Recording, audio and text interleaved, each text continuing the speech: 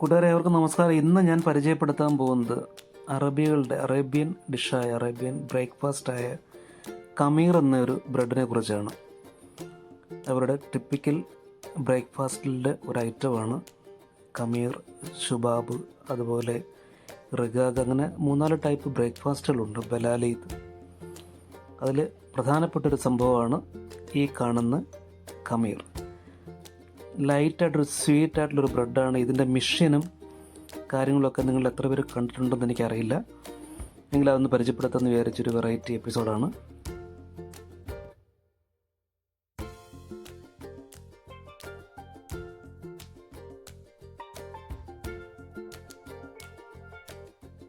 ഈ ബ്രെഡിൻ്റെ കൂടെ ആക്ച്വലി ചേർത്ത് കഴിക്കുന്നത് ചിലപ്പോൾ ഹണി ഉപയോഗിക്കാം, ചിലർ അതിനകത്ത് ഡേറ്റ്സിൻ്റെ ഡിപ്പ് യൂസ് ചെയ്ത് കഴിക്കാറുണ്ട്, ഷുഗർ സിറപ്പിൽ ഡിപ്പ് ചെയ്ത് കഴിക്കുന്നവരുണ്ട്.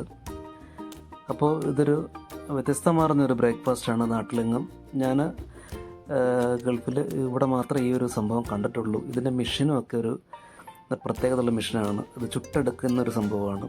ആക്ച്വലി പറഞ്ഞാൽ കോയിലോട് കൂടിയുള്ളൊരു ഓവനല്ല, അതൊരു കുക്കർ പോലെ ഇരിക്കുന്നൊരു സംഭവമാണ്. അതിലാണ് ഇതിനെ ബേക്ക് ചെയ്തെടുക്കുന്നത്. അത് നമുക്ക് കാണാം.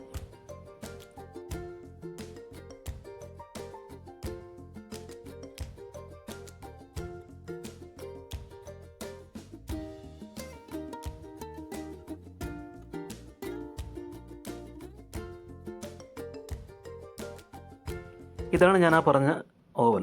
കുക്കർ പോലെ ഇരിക്കും, പക്ഷേ കുക്കറല്ല. ഇതിൻ്റെ കുക്കിംഗ് രീതി തന്നെ ഒരു വ്യത്യാസമുണ്ട്. ഇതിൻ്റെ ഡോ റെഡിയാക്കുന്നത് തന്നെ ഒരുപാട് ഇൻഗ്രീഡിയൻസ് ഇതിനകത്ത് അടങ്ങുന്നുണ്ട്. ഇത് ആട്ടാമാവിനകത്താണ് ചെയ്യുന്നത്. Floor number second. ആട്ടാപ്പൊടിയിൽ ഒരുപാട് ഐറ്റംസ് ചേരുന്ന ഒരു വിഭവമാണ്. മെയിനായിട്ട് ഈസ്റ്റുണ്ട്, പിന്നെ പെരുംജീരകത്തിൻ്റെ പൊടിയുണ്ട്, സാഫ്രൺ, നമ്മുടെ കുങ്കുമപ്പൂവിൻ്റെ വെള്ളം ഉപയോഗിക്കുന്നുണ്ട്, ഉപ്പുണ്ട്, ഏലക്കാപ്പൊടിയുണ്ട്, പിന്നെ ഷുഗർ ഉപയോഗിക്കുന്നുണ്ട്. ഇതെല്ലാം ചേർത്തിട്ട് അല്പം ബേക്കിംഗ് സോഡ ഇട്ട് ഇതെല്ലാം ചേർത്ത് ലൈറ്റ് ചൂടുവെള്ളത്തിൽ നല്ല രീതിയിൽ കുഴച്ച്, ആ മഞ്ഞ കളറെന്ന് പറയുന്നത്, മഞ്ഞ കളർ ശരിക്കും ഈ സാഫ്രാൻ കലക്കിയ വെള്ളമാണ്. കുങ്കുമപ്പൂവിൻ്റെ വെള്ളത്തിലാണ് അത് 2-3 സ്പൂൺ ഒഴിക്കുമ്പോഴാണ് ആ ഒരു മഞ്ഞ കളർ കിട്ടുന്നത്. ഇനി ഇത് കുക്കിങ്ങിൻ്റെ രീതി എങ്ങനെയാണെന്ന് വെച്ചാൽ, ഇതിനെ ഒരു 1 അവറോളം നമ്മൾ കുഴച്ച് വയ്ക്കും. ചപ്പാത്തിക്ക് മാവ് കുഴയ്ക്കുന്ന പോലെ തന്നെ കുഴച്ച് വയ്ക്കും. പെരുംജീരകത്തിൻ്റെ പൊടി, ആനിസൈഡ്സിൻ്റെ പൗഡർ ആഡ് ചെയ്യുന്നുണ്ട്.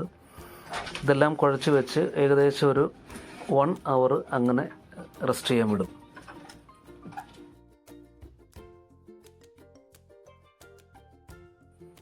ഡോ മിക്സ് ചെയ്യുമ്പോഴത്തേക്ക് അതിൽ നെയ്യും കൂടെ ചേർക്കുന്നുണ്ട്. അത് ഞാൻ പറയാൻ വിട്ടുപോയി.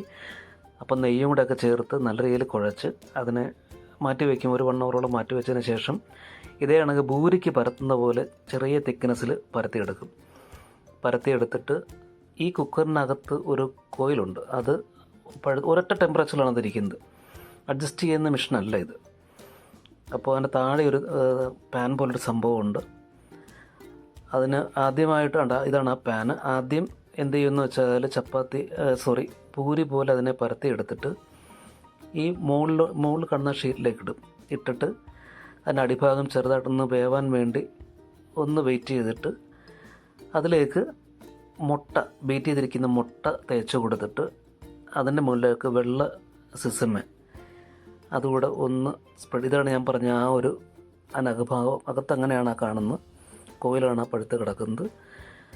അങ്ങനെ കമീർ അതിൻ്റെ മുകളിൽ വെച്ച് അതിൻ്റെ മുകളിൽ മുട്ട തേച്ച് അതിലേക്ക് ഈ സിസമ അതുകൂടെ ഇട്ടിട്ട് അതിനെ എടുത്ത് അകത്തേക്ക് വയ്ക്കും. നിങ്ങൾ ഓൾറെഡി കണ്ടല്ലോ. അകത്തേക്ക് വെച്ചിട്ട് ഒരു 4-5 സെക്കൻഡ്, ഒരു 5-6 സെക്കൻഡ് വെച്ച് കഴിയുമ്പോഴത്തേക്ക് ഇത് ഭൂരി പോലെ പൊങ്ങി വരും. അതാണ് കമീറിൻ്റെ ഒരു പ്രത്യേകത.